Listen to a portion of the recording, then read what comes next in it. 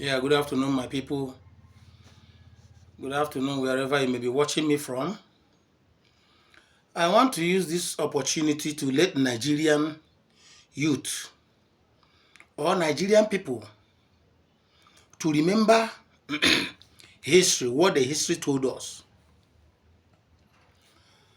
And that is the reason why, because of that thing is not being done, that is the reason why Nigeria is the way it is today.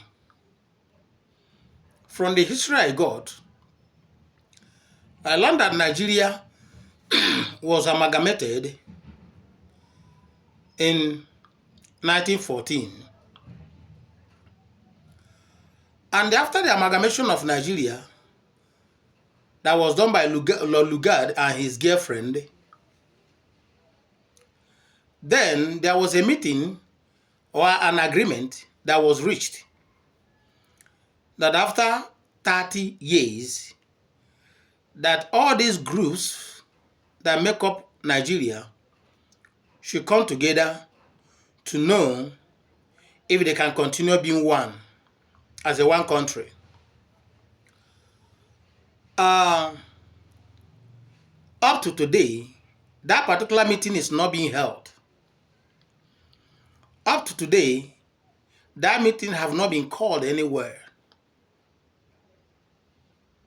Up to today, that meeting have not been negotiated by the people of Nigerians to know if this country will keep on marching as one. And this amalgamation I'm talking about has expiring date which have expired. Nigeria, as I'm saying, was amalgamated in 1914, expired in 2014. So Nigeria have expired to be one.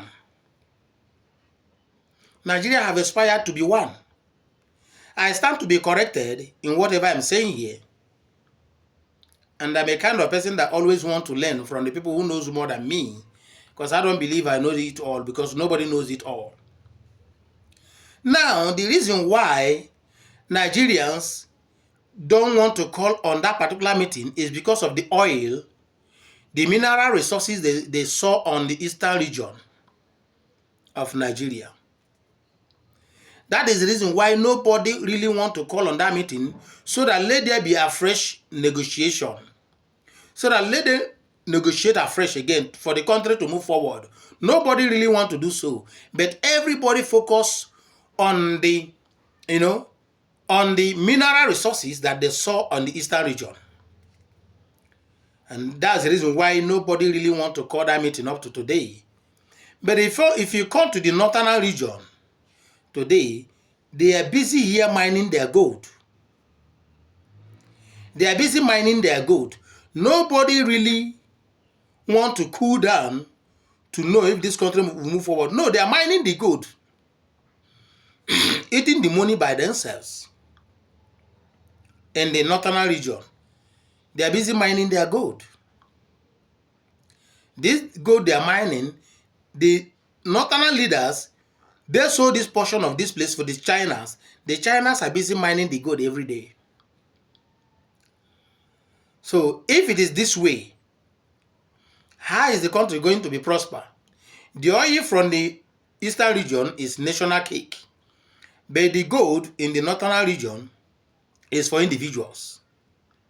And today, when you go to Burkina Faso, Ibrahim Traore is using the gold they are mining in their country to be building wonderful structures, development in Burkina Faso. So you can see that in every part of Nigeria have their own mineral resources that could be okay for them.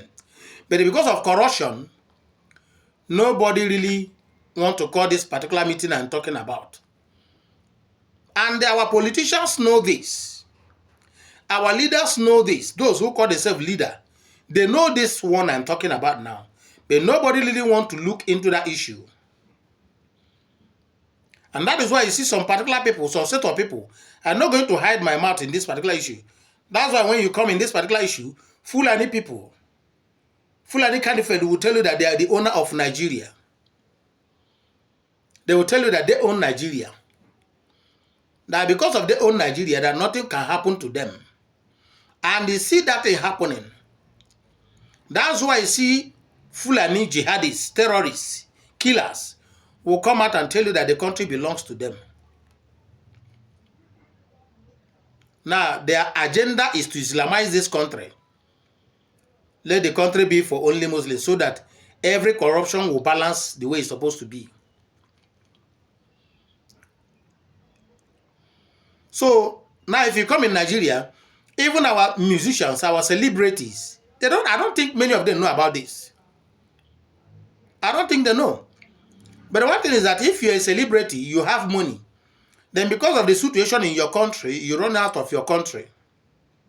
Mind you, a time will come when you will say, now I am old enough to go back to my country. Then if that your country is not in peace, tell me where you are coming. That means if you die in abroad, they bury you there, which is abomination in the people that knows it as a tradition. It's abomination. So what I'm trying to say here is this. Nigeria should be able to come back to their senses. I mean, our leaders come back to themselves to call this meeting to know if Nigeria is going to keep on functioning as one country or let everybody go on his own way. Because the way I see Nigeria this way. With the way Nigeria is going, this is going to fall out of hand, which have already fallen out of hand. So what I'm trying to say here is this. Let that meeting be held. And so that let everybody knows where he stands. Every part of Nigeria have a mineral resources they can discover and use it to develop their region. Then, for me to round up this message, this is the reason why our leader Mazi Nnamdi Kanu have been crying. Because of the things that is going on in Nigeria, that Nigeria paid deaf ear. And now, that thing is out of hand. And finally, I am calling upon the federal government of Nigeria to look into the case of Mazi Nnamdi Kanu and see that this man is innocent and release him for us. Let them release this man. That life sentence, we don't buy it. We don't. The Easterners don't buy that sentence by Justice James Omotosho. We don't buy it, and it will never stand. President Tinubu, I am calling on you to know exactly what to do to release this man called Mazi Nnamdi Kanu. That man you people lock up there is a figure. That man don't supposed to stay in that place. And that is why I'm calling upon the people of Nigeria to look into this. After the sentencing of Mazi Nnamdi Kanu, you people fly him from here to Sokoto. What is he doing in Sokoto? What is he doing there? So please, so you people should find a way to, because we didn't accept his sentencing. We didn't accept it at all. Because James Omotosho collected bribe, and he want to meet up that bribe. That is the reason why he was able to sentence Nnamdi Kanu. So the truthful Nigerians, the good Nigerians, you people should always stand up for Mazi Nnamdi Kanu because he's an innocent man. And then, as I said, you, James Omotosho, you, Justice James Omotosho, the Chief Justice, I will keep on declaring evil in your life till you repent. Since you have the mind to jail a man, an innocent man, the earth will chase you. The wind will blow evil into your life. The sun will burn you to ashes. The money you collected from federal government will hang on your throat.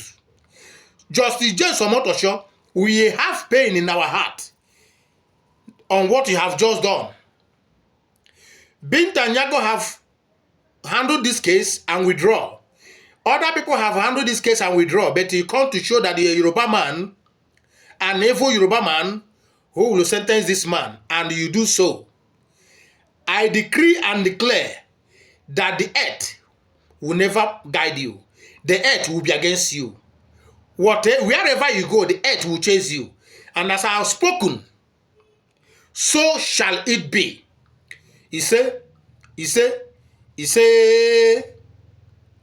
I round up my case here. I see your humble brother. The son of the wizard is what I am. And may the God of my ancestors bless you all. Peace and one love.